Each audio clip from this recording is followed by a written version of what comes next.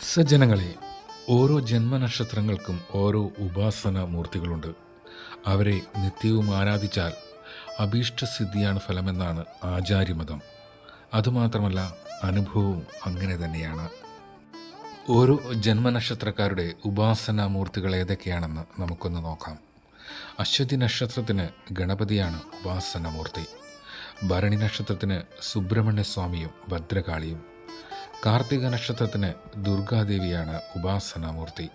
രോഹിണി നക്ഷത്രത്തിന് വിഷ്ണുവും ദുർഗാദേവിയുമാണ് ഉപാസനാമൂർത്തി.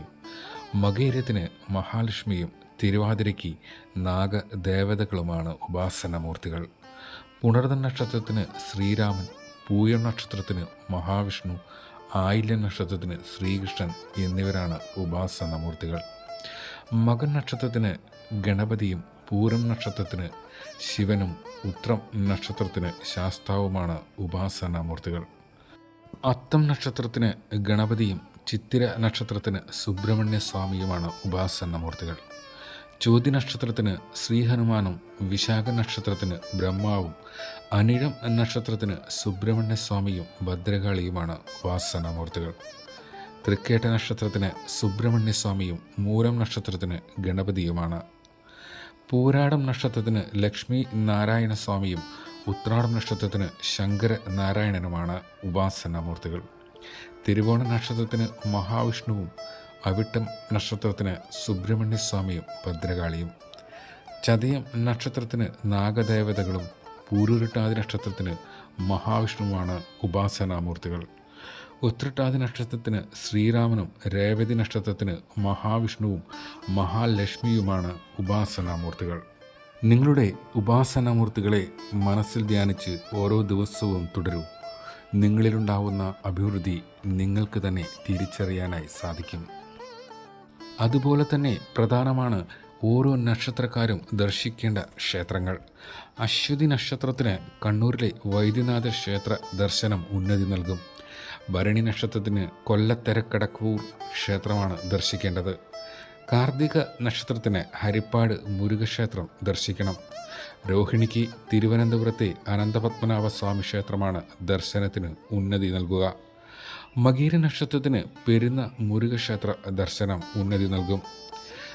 തിരുവാതിര നക്ഷത്രത്തിന് മണ്ണാറശാല നാഗരാജ ക്ഷേത്രമാണ് ഉന്നതി നൽകുക. പുണർദം നക്ഷത്രത്തിന് കവിയൂരിലെ ഹനുമാൻ ക്ഷേത്രം. പൂയൻ നക്ഷത്രത്തിന് പയ്യന്നൂർ മുരുകക്ഷേത്രം.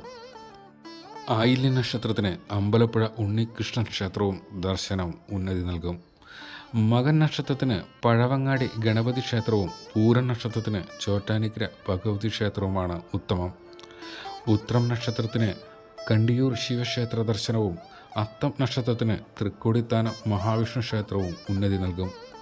ചിത്തിര നക്ഷത്രത്തിന് ചെങ്ങന്നൂർ ദേവീക്ഷേത്രവും ചോതിക്ക് പാമ്പുമേക്കാട്ട് നാഗരാജ ക്ഷേത്രവുമാണ് ദർശനത്തിന് ഉന്നതി നൽകുക. വിശാഖം നക്ഷത്രത്തിന് ഏറ്റുമാനൂർ ശിവക്ഷേത്രവും അനിഴൻ നക്ഷത്രത്തിന് ശബരിമല ക്ഷേത്രവുമാണ് ഉത്തമം.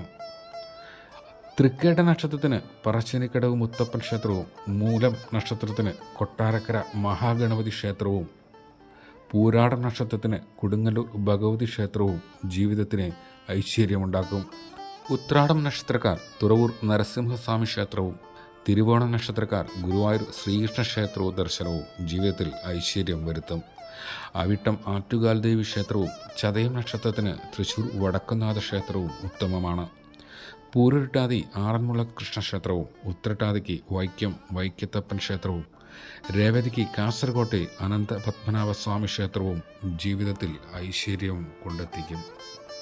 നിങ്ങളുടെ നക്ഷത്രവുമായി ബന്ധപ്പെട്ട ഈ ചെറിയ അറിവുകൾ നിങ്ങൾക്ക് ഇഷ്ടപ്പെട്ടുവെങ്കിൽ ഈ വീഡിയോയ്ക്ക് താഴെയായി കമൻറ്റ് ബോക്സിൽ നിങ്ങളുടെ ഉപാസനാമൂർത്തികളുടെ പേരുകൾ കമൻ്റ് ഇടുമല്ലോ. ഹൈന്ദവ വിശ്വാസവുമായി ബന്ധപ്പെട്ട ചെറിയ ചെറിയ അറിവുകളുമായി നിങ്ങളിലേക്ക് എത്തുന്ന രുദ്രവീണ എന്ന ഈ ചെറിയ ചാനലിനെ പിന്തുടരാൻ മറക്കില്ലല്ലോ.